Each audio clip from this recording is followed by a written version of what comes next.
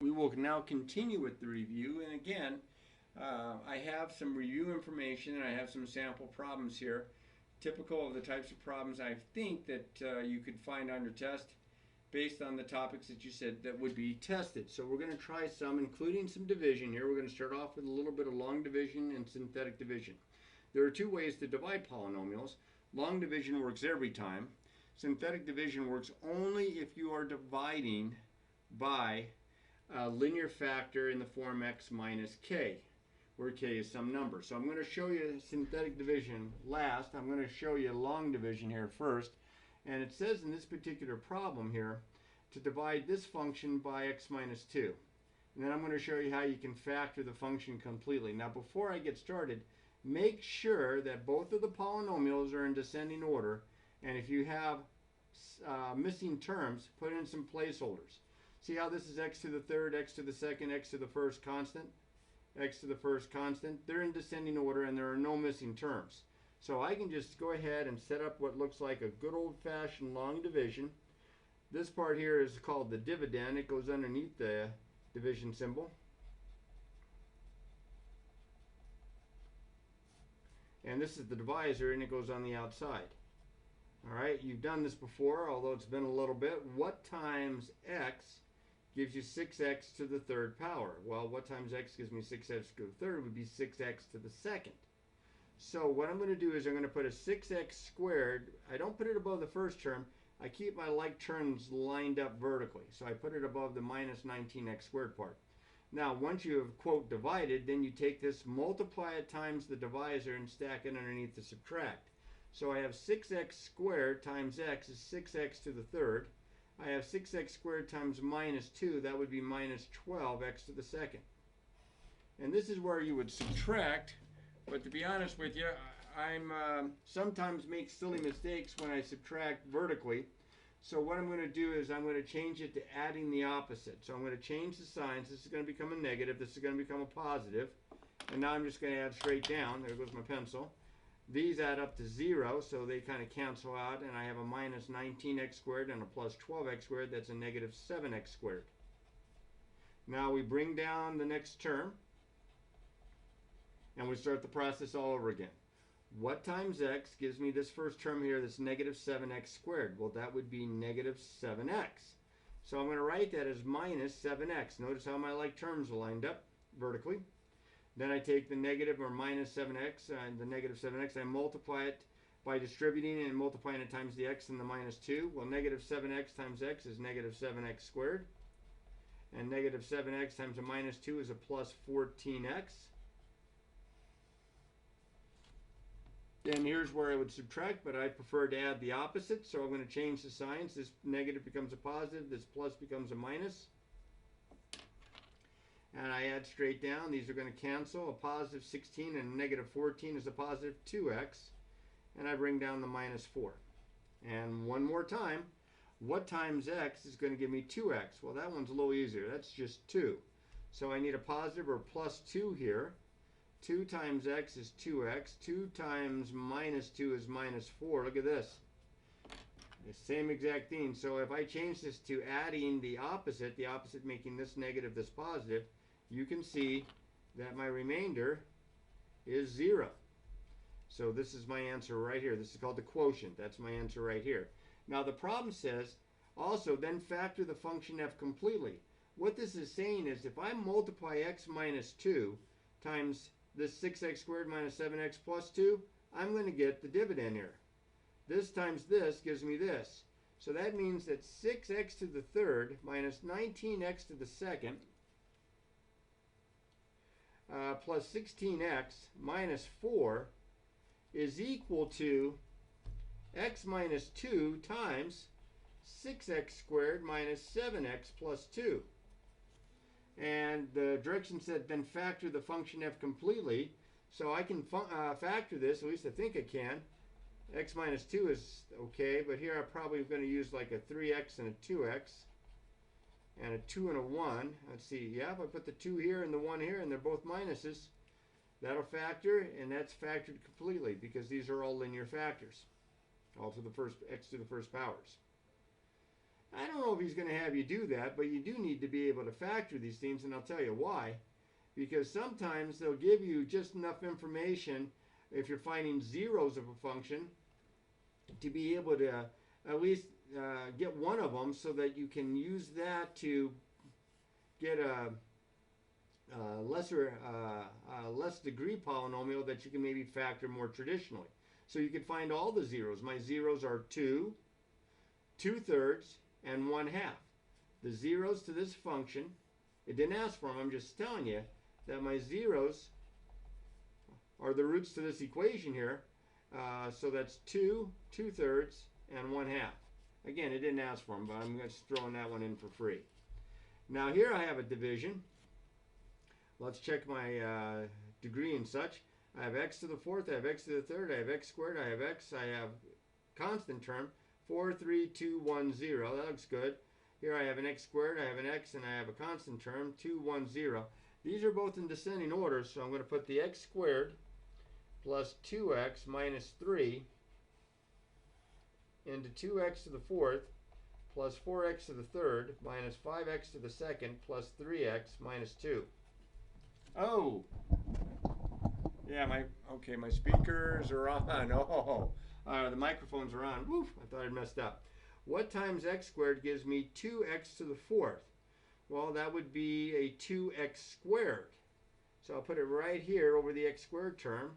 I multiply this through, so distributing over all three terms gives me 2x to the 4th plus 4x to the 3rd minus, looks like 6x squared.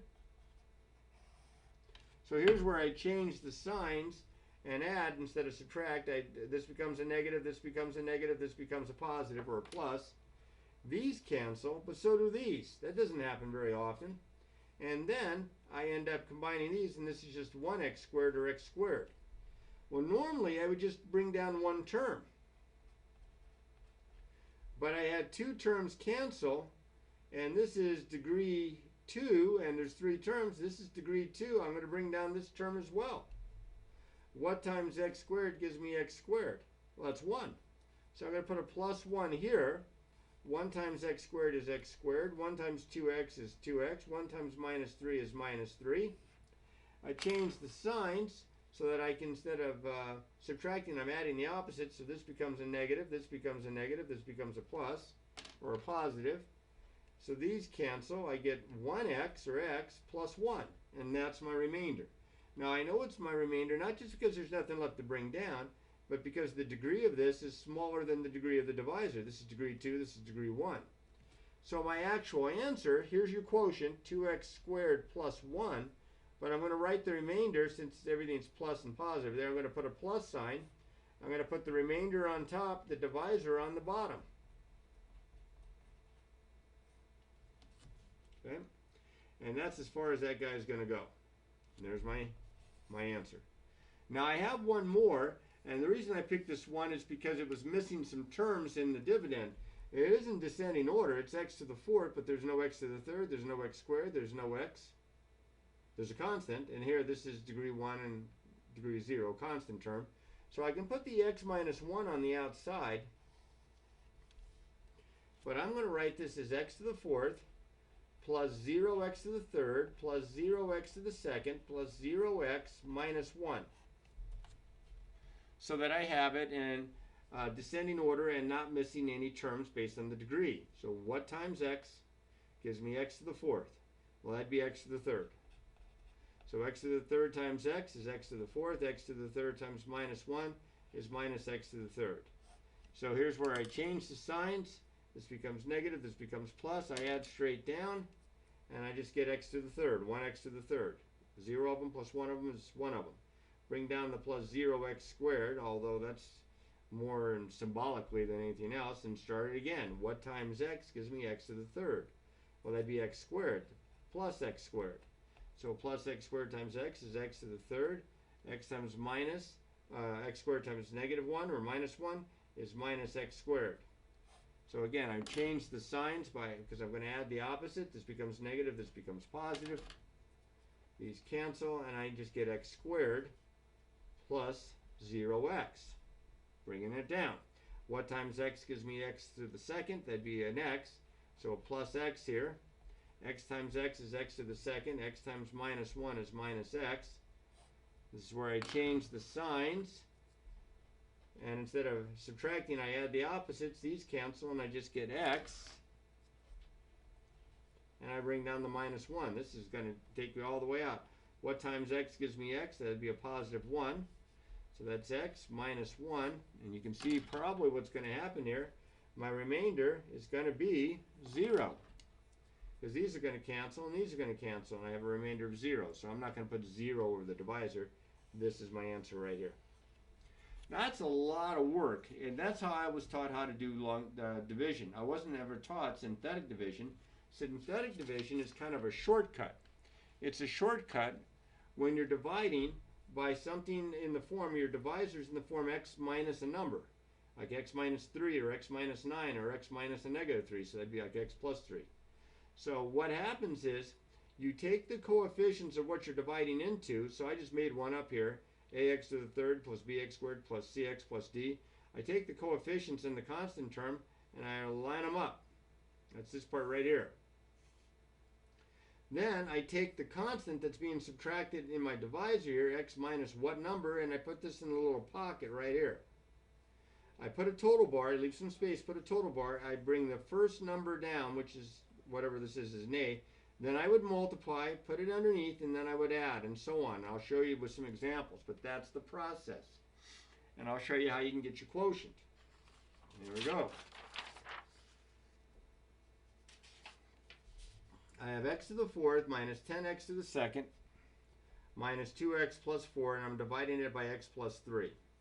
So I don't have an x cubed. This is like x to the fourth plus 0x cubed minus 10x squared minus 2x plus 4.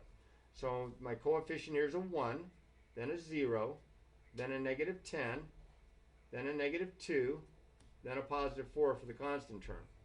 Put a total bar. And in the pocket, this has to be in the form x minus the number. So since it's plus 3, think of it as x minus a negative 3, which is x plus 3. So it's kind of the opposite of what it looks like here, what you're dividing by. So a negative 3 here. So the first number always comes down underneath. It's like there's nothing there. 1 and 0 is 1. But then we multiply the number that just got underneath by the number in the pocket here from the divisor. Negative 3 times 1 is negative 3, and we stack it underneath the next number. And then we add. 0 and negative 3 is negative 3. Then we repeat. We multiply these two numbers and stack it underneath. Negative 3 times negative 3 is positive 9. Then we add, which is negative 1. And then we repeat. Negative 3 times negative 1 is positive 3. Then we add. That's positive 1. And repeat. Negative 3 times 1 is negative 3. Then we add. Now we can't continue doing this because there are no numbers left. This was the constant term, the 4. So that means that the last number on all the way to the right that's underneath the total bar, this is my remainder. This part right here, this is my quotient, but there aren't any variables. These are the coefficients in the constant term of the quotient. So this is my constant, this is my x squared, my x cubed. So I have 1x cubed, which is x cubed, minus 3x squared, minus 1x, I'll just write minus x, plus 1, and then I have my remainder. My remainder is a positive 1, and I put it all over my divisor, which is x plus 3. And that's how you write it out. You can see how much faster this is than, where's my other paper? Than the long process that we had here or here. It streamlines your work, but it's limited. You can only divide if you have a divisor that's in the form x minus the number. Okay, now, there are 3 theorems, or 2 theorems and a test that are at the end of section 3 that you worked on that you're working on actually for tomorrow. The remainder theorem, which says that if a polynomial f of x is divided by x minus k, the remainder is f of k. That's kind of cool. The factor theorem, a polynomial f of x has a factor of x minus k if and only if f of k is 0, if the remainder is 0, because remember this is the remainder, and it makes sense if the remainder is 0, it's a factor, it divides into it evenly. And then the one with the P over Q theme with the rational zero test. If a polynomial f of x equals a sub n x to the n plus a sub n minus 1 x to the n minus 1 and so on and so on and so on has integer coefficients, every rational zero of f would fit the form P over Q, where P is a factor of the constant term and Q is a factor of the lead coefficient. Now, these weren't on your list of objectives that you needed to have to know for the that you needed to know for your test. That's tomorrow. Yeah, that's tomorrow. But I thought maybe you might want to look over those just in case. He tries to get sneaky with it, and he throws a little bit more of section 3 on there. Now, these problems here are problems that you can get out of the book on page 209 to 211. Problems 1, 4, 6, 7, 9, 12, 23 through 26, 29, 30, 43, 53, 45, and 55. Those are all real good practice problems from the chapter review that you might see something similar on the test tomorrow. So these are good examples that I have in here, and hopefully you followed along the 2 videos. But if you really want to practice them, you need to do this. So what I'll do is I'll try to make sure that you get a chance to work on these and then be able to check your work maybe against like a solution key or something. But you need to practice these problems, and of course you can call and ask questions anytime you please. Remember, you've heard me say it once, you've heard me say it a couple dozen times. Practice, practice, practice.